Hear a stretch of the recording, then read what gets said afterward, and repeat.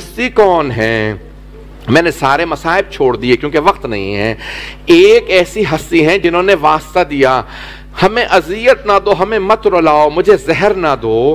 25 برس کے امام محمد تقی علیہ السلام، امام کی زوجہ اور آپ کی والدہ حضرت سبیکہ خاتون، سب کے سب سمانہ خاتون، سب کہاں تھے؟ مدینے میں تھے. آپ کے بیٹے امام علی نقی علیہ السلام کہتے ہیں مکروہ ہے مومن کو بری خبر نہ دو، بری خبر نہ دو، مکروہ ہے، حرام نہیں ہے کیونکہ واجب بھی ہو جاتا ہے بعض اوقات. تو کیوں جب بری خبر دو گے کسی کا دل ٹوٹ جائے گا، کسی کا دل نہ توڑو، بری خبر نہ دو.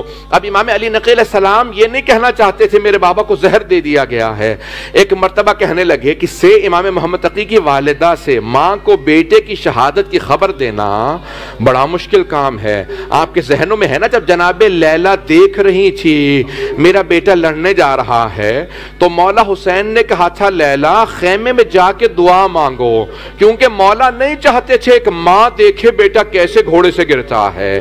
جب مولا حسین حضرت اون محمد کے لاشیں لائے تھے نہیں چاہتے تھے جناب زینب کبریٰ دیکھیں میرے بیٹوں کے لاشیں کیسے آئے ہیں. تو جب بیٹوں کے لاشیں لا کے رکھے کہا فضا ذرا میری بہن سے کہو بیٹوں سے وداع کر لیں. بیٹے کی شہادت برداشت کرنا ماں کے لیے بڑا مشکل ہوتا ہے. اجرکم اللہ. تو امام علی نقی علیہ السلام نے کہا دادی اماں مجھے محسوس ہوتا میرے بابا کو زہر دے دیا گیا.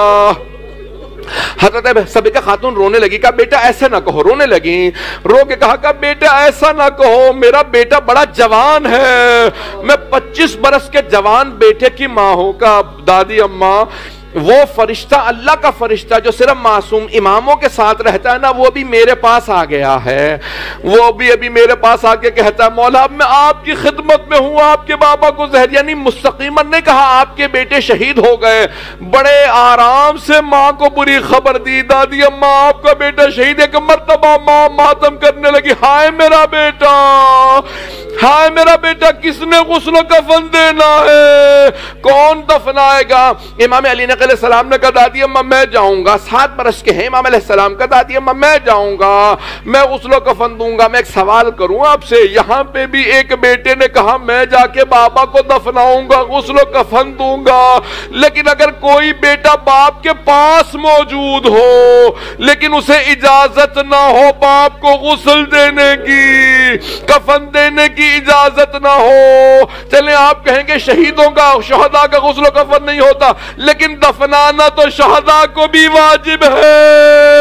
امام سجاد جب دیکھ رہے تھے تپتی ریت پہ ایک لاشا پڑا ہے تو ایک مرتبہ رو کے کہنے لگے پھپھی اماں خدا کسی غیرت مند بیٹے کو ایسا وقت نہ دکھائے جہاں جوان جہان بیٹا ہو، طاقت رکھتا ہو لیکن باپ کو دفنانے کی اجازت نہ ہو، گلے میں توق ہو، ہاتھوں میں ہتھکڑیاں. الا لعنت اللہ علی القوم الظالمین وسیعلم الذین ظلموا ای منقلب ینقلبون.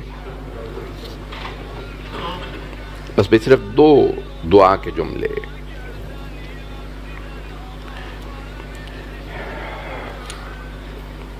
جب امام علی النقی علیہ السلام پہنچے ہوں گے کاظمین میں آپ کو پتا ہے نا ایک لاشا پل بغداد پہ پڑا رہا تھا، دھوپ میں لاشا پڑا رہا.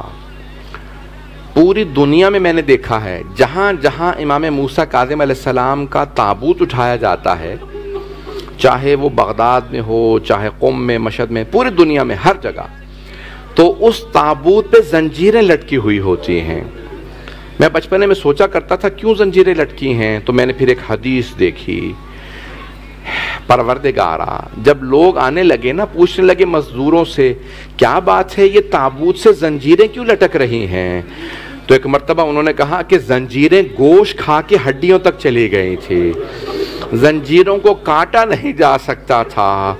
امام موسیٰ کاظم علیہ السلام کے انہی کے ساتھ ان کے پوتے امام محمد تقی علیہ السلام کو دفنایا جا رہا ہے. ایک غریب بغداد ہیں اور دوسرے سب سے جوان امام صرف 25 برس کے ہیں جنہیں قبر مطہر کے اندر اتارا جا رہا. پروردگارا واسطہ امام محمد تقی علیہ السلام کی شہادت کا ہم سب